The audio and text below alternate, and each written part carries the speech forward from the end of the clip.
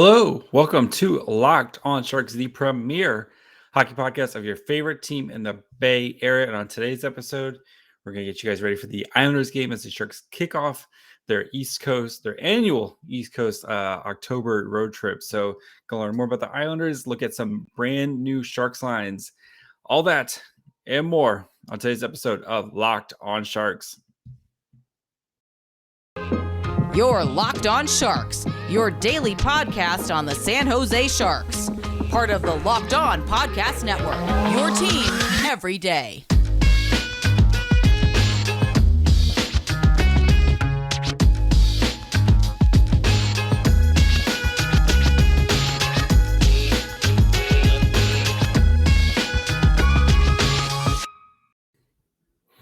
I'm your host, JD Young, contributor at Fear the Fin and San Jose Hockey Now. I want to thank you for making Locked on Sharks your first listen. We're free and available wherever you get podcasts. And of course, you can subscribe on YouTube. If you're new or you're just checking out, a reminder, we are cover your team every day. So that's Monday through Friday, 5 days a week, 20 to 30 minutes a day, Locked on Sharks. That is how we do it at Locked On, 20 to 30 minutes every day to make sure we cover you and your favorite team.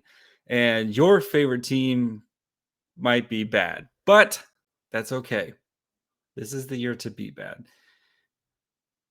Who cares, right? It's about enjoying the ride, watching the young guys and having some fun along the way. And that's what we're going to do right now. So today's episode, we're going to get you guys ready for the Islanders game. Going to looks like the Sharks have some new line combinations as Alexander Barabanov returns. It looks like we're going to talking about the split of Timo, Meier, and Tomas Hertl, and kind of get ready for the Islanders games, figure out what the Islanders do well, and draw up a game plan for the Sharks to try to win this game or make it close and lose to make their 5 straight loss. So let's start with the Sharks' new lines. So Sheng Peng, of course, our good friend of the show, is in New York to watch the cover them.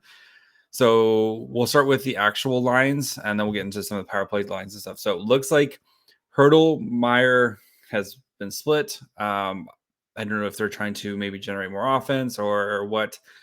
So right now, the first line is Meier, Couture, Kunin.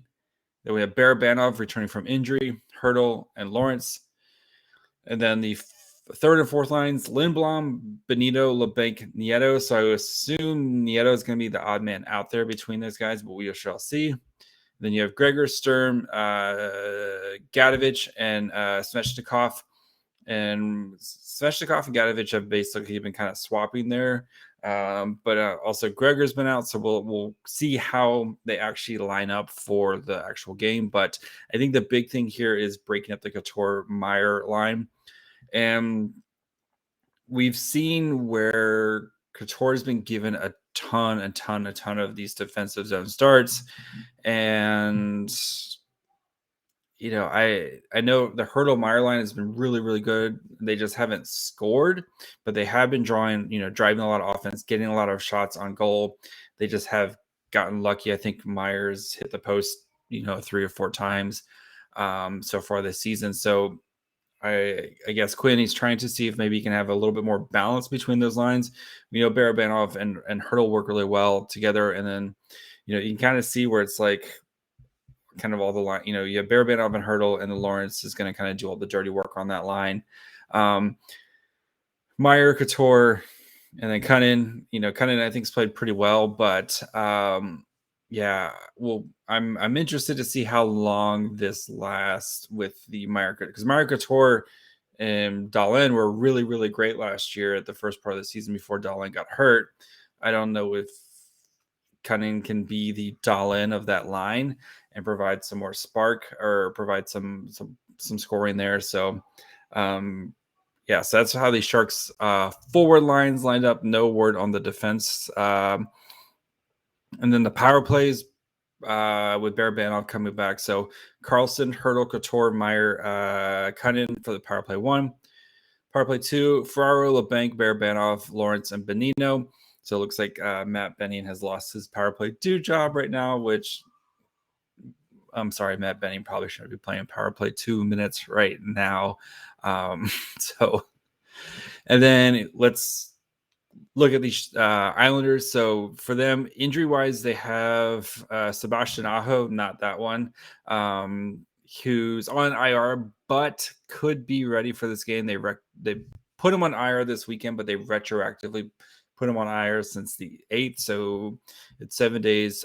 He should be available to come back if he's healthy enough. So the Islanders, we've talked about I've talked about it before, but they're very much a grind you out type of, very low event hockey. They're not going to get a ton of shots on and stuff, but and they want to win every game 2-1. Lou Lamoriello's dream would be to win every game 2-1. But here's how they lined up last game. So you have Anders Lee, Brock Nelson, and Anthony Belivar,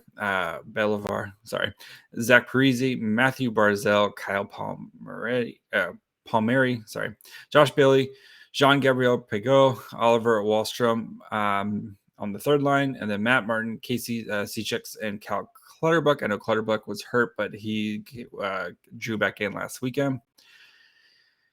And then you have Adam Pilich, Ryan Pulock, Alexander Romanov, who they traded for this offseason from the Canadiens, Noah Dobson, Robin Salo, and Scott Mayfield. And then I would assume Sebastian Aho would draw in. I'm not sure where he would draw in on the defense because Salo and Mayfield both scored 2 goals this weekend in the Islanders' 7-1 win over the Anaheim Ducks. So before we get into the Islanders and their style of play and kind of look at some of the numbers from last year, let's take a quick break. Talk to you guys about our friends over at Built Bar. If you guys don't know Built Bar by now, you guys are missing out. It's hockey season right now, and sometimes you're up a little bit later watching the Sharks game, but you don't want to get you don't want to eat like chips or stuff that's bad for you. Like it's the worst, and then you're like going to bed and you're just like, oh, why did I do that? That's where Built Bar comes in. And let me tell you about they have a cookie dough chunk puffs. So it's cookie dough, it's marshmallow, it's a nice chewy texture, and it's covered in 100% real chocolate. They're healthy for you. They have 160 calories and a whopping 15 grams of protein. And if that doesn't sound great, check out built.com. They have new flavors coming all the time. You can even get a pack with a bunch of assorted so that way you can figure out what your favorite Built Bar is. So go to built.com. Use the promo code LOCK15. Get 15% off your order. Again, use the promo code LOCK15 for 15% off at built.com. Oops, wrong button. I am a mess on YouTube right now. All right. So let's get into this Islanders team. I wrote about them on Fear the Fin, did the nice little preview for you guys if you want to go basically read it. But Islanders last year, one of the few teams that actually was kind of with the Sharks last year. They ended last year with 84 points, so they were kind of a weird team. Remember, they had to start their season on the road, like almost like 20 games on the road because they were finishing up putting their arena together. And they kind of made a bit of a comeback at the end of the season, but they just kind of ran out of gas type of thing. So very quiet off season for them. They didn't sign anybody until August 17th, and that was just them re-signing their own guys. But I guess kind of their big off season thing was just taking care of Matthew Barzal, getting an 8-year, $73.2 million contract extension, which I'm sure Timo Meier, a fellow 2015 draft class member, is going to be looking very, very hard at that contract, especially as his contract negotiation will be starting here soon. So, but the Islanders, though, are kind of a low event hockey team. So they ranked 27th in shot attempts last year at 5-on-5, which was actually worse than the Sharks. And they gave up the most shot attempts they gave up a fair amount of shot attempts as well. Not as bad as the Sharks, though. They're they're a team that they'll grind you out, and then they're going to make you pay without. They almost remind me of a worse version of the old LA Kings team, where as Sharks fans, I feel like this would always happen, where the Sharks would dominate, and then the Kings would get that counter punch, and it would just be, not like nothing you could do. And it's like the Sharks are dominating, and then but they can't score because their goaltending is amazing. And then the Kings get that one shot where it's like a 2-on-1 or type of situation, and they break. And that's kind of what the Islanders are. They're gonna grind you out. They're gonna play low event hockey, but they're gonna make those whenever they do have events, they're gonna make them matter. So, and last year's power, like their kind of bread and their butter was their power play team. So they didn't do much on 5-on-5, but they made up for it on the special teams. So they were 12th in the NHL last year at a 22% success rate on the power play, and they were the fourth best penalty kill last year.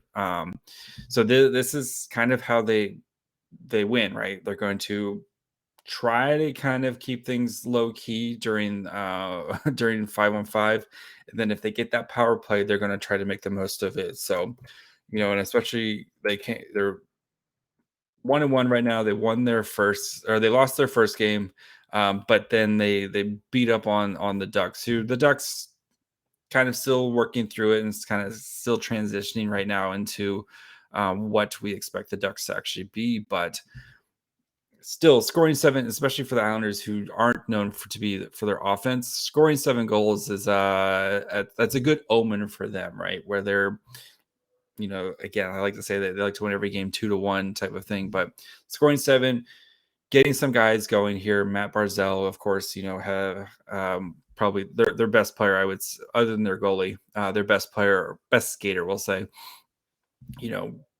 3 assists already for him. He had 3 this season, 2 assists in that last game. So I think for them, that's how they're going to try to win. And with the Sharks, they're still struggling to score goals. They have 6 goals. I've talked about this a couple times, but they have 6 goals on the season, and 1.5. It says 1.5 goals in a game. The Islanders scored 7 goals last year, or last game. So, yeah, they're going to be there's going to be an interesting test for the Sharks. So both teams, plenty of rest. They both played Saturday, so they have plenty of rest right now, where they're not having to worry about coming off a back-to-back type of situation. But this is going to be a tough one, especially where I think the big thing is going to be the special teams for the Sharks, right? Where I assume the 5-on-5 is going to be pretty even between both teams. We know the Sharks, both teams have typically struggled to score 5-on-5, but the Islanders have been a much better power play team. The Sharks have given up more shorthanded goals than they've scored this season. They have 1 power play goal, and I know Hertl scored like right as the time expired type of thing in the first game, but like they've given up 2 shorthanded goals and they've scored 1 power play goals. So I think there's going to be big emphasis from Quinn right now on the power play, trying to get this going. This is kind of how he's won games, right? Is kind of the same formula. Hang in there on 5-on-5, and then you have to make them have good penalty kill and then have a good power play to take advantage. So it doesn't give you a lot of wiggle room if one of those things fails. So if your power play is giving up 2 shorthanded goals, doesn't give you a lot of wiggle room to win games there. So let's talk about the goaltending matchup. So I assume it's going to be James Reimer for the Sharks. He was practicing, and Quinn did say he wants one of these guys to take the reins now that we're actually getting into a normal, like, every other day type of schedule. So the Sharks, they play, now we're playing Tuesday, Thursday, and then I think it's like Saturday, Sunday with another back-to-back this weekend. But the way that both Capo Kakinen and James Reimer are playing, I would assume Reimer is going to kind of get the bulk of the starts at the moment right now. So, but this should be a really fun goaltending matchup. So James Reimer has been playing really, really well so far this season. He, we've seen where I think he's ninth right now going into, or at least going into Monday. He was ninth in the NHL in goals saved above expected in his 2 starts. And then right behind him was the Islanders. Ilya Sorokin was at 10th in expected and goals saved above expected at 10th. So, and he could be a potential Vezina finalist at the end of the season. So this has the makings of a very low scoring 2-1 type of game. Just be way that both these teams like to play / are playing hockey right now. So, I think if one of these guys is maybe off their game, that could be something different. But I expect both guys to play well. They're both coming off several days of rest. Reimer played Friday night, and then Sorokin played on Saturday night. So plenty of rest for both these guys. And I think with the way both these teams are kind of built and operate, it's going to be whichever goalie makes the mistake first and is probably going to be kind of determine the game. So before we finish up and look into what I'm looking forward to, or what I'm looking into, and give my predictions for the game, let's take a quick break. Let you guys know about a new podcast, or not really a new podcast, but about our game to game. So thank you guys for making Locked On Sharks your first listen. Now for your second listen, go check out the Game to Game NHL. So it's every moment, every top performance, every result. Locked On Game to Game covers every game from across the NHL with local analysis that only Locked On can deliver. So you want to know what happened the night before? You didn't get a chance to watch every game. How could you not watch every hockey game we run at once? Go check out the Game to Game. They've got you covered.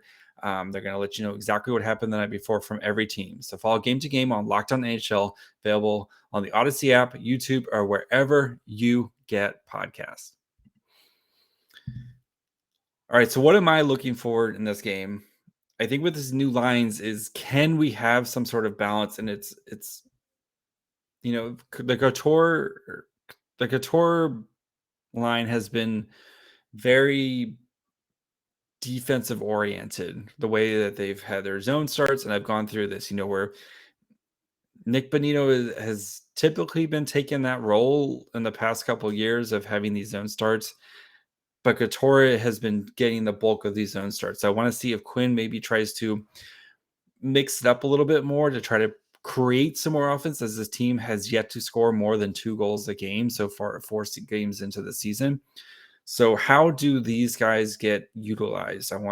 That's what I want to see is, we've talked about Couture having a revolving, door of wingers all throughout last year.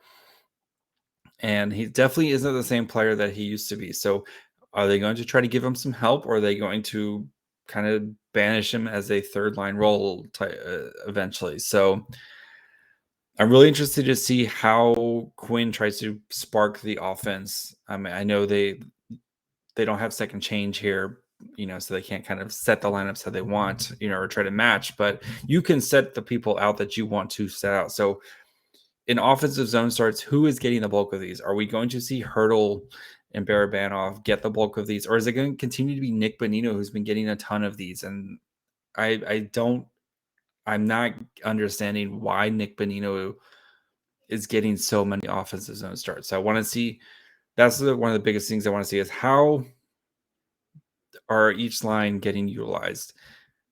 If you're going to have a shutdown defensive line, I get that. I understand that.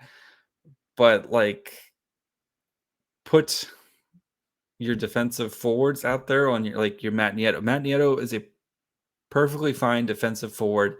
Why is he getting so many offensive zone starts? If you want to make Logan Couture starting your defensive zone, then just give him guys who are doing, who are good at that, and let offensive zone players start in the offensive zone. So I really want to see how these guys are utilized. How can David Quinn try to spark some offense on a team that is dying to score goals right now? They are struggling to score goals. We've been watching them try to score goals. It's been brutal. We see little bits of it here, but then as soon as anything happens, yeah, that's my next point. Can this team overcome any sort of adversity? We've seen as soon as something bad happens, this team just the wheels fall apart.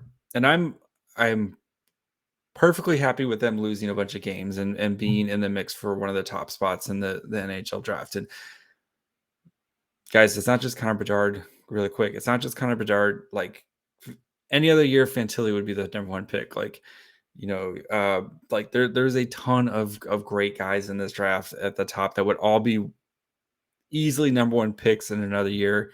It's just you also have Connor Bedard, there's multiple number one picks in this draft. That's what I keep trying to.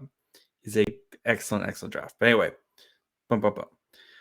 Can this team like show some backbone, or as soon as things get tough, like, or are they just going to continue to fold like a cheap, tent type of thing where any time of adversity, we see this, like anytime anything happens, this team just has fallen apart. I mean, you give up 2 shorthanded goals and 3 goals to the Blackhawks in the second period on Saturday night. I know it's the second game of back-to-back, but the Blackhawks are actively trying to be bad. And so who's going to step up and kind of do something? And that doesn't mean go fight somebody, but like who's going to make that extra play, or who's going to make the smart play, and who's going to do something special to try to turn around a game. And that doesn't, like I said, that doesn't mean go fight somebody or just go hit somebody hard. Who's going to step up and make that special play that can ignite something? So that's the other thing I'm looking for is, can this team show some resilience, or is this just going to be as soon as this team is down 2 goals, it is over? Like, just get ready for the next game. So I want to see somebody step up and do something special if this team has any sort of issues. So, and then the last thing, the defense. And I know, of course, the Erik Karlsson haters are out in full force. I mean, he did have an amazing assist on the Nico Sturm goal and scored the second goal. But, oh, wow, Erik Karlsson. How about the rest of the defense? What has the rest of the defense done? Vlasic, great beginning to the season. He's been kind of quiet. Šimik, Matt Benning, like a lot of these guys just haven't really done much. Mario Ferraro might just be a guy at this point, and it seems like a great guy, seems like a great character. I don't know if he can step into the role that this team needs him to be. Again, seems like a great guy in the locker room, et cetera, et cetera. The Sharks need another offensively gifted defenseman to help Erik Karlsson spark some more offense. And they just don't have any. Well, they don't have anybody on the NHL team right now. So can anybody of these defenders provide a little bit more offense here and help the team provide some offense? So I'm curious to see the Erik Karlsson partner, if it continues to rotate. Again, how is Quinn going to try to spark some offense? I guess that's kind of the big thing here is what is Quinn going to do to try to spark some offense? I know it's only game 5, but again, you've scored 6 goals in 4 games. That is 6 goals in 4 games. Your Barracuda team scored 6 goals over the weekend. You're playing a team that just scored 7 goals. I know the Islanders aren't an offensive juggernaut. You got to try to get to 3 to 4 goals a night, because your defense isn't going to allow you to win 2-1 games. So how does Quinn, that's my big question. How does Quinn spark offense? So we're looking at how the lines are rotating. If the special teams, can Quinn cook up some magic there? If you're gonna play even 5-on-5s, you have to have an edge of special teams. And then can anybody other than Erik Karlsson provide some offense on the blue line? So my prediction for this game, the Sharks continue their losing streak, lose 4-2.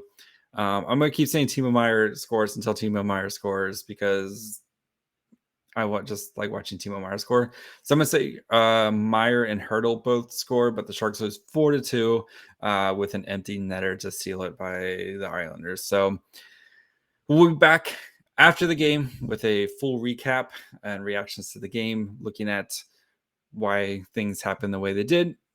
So make sure you guys are following along.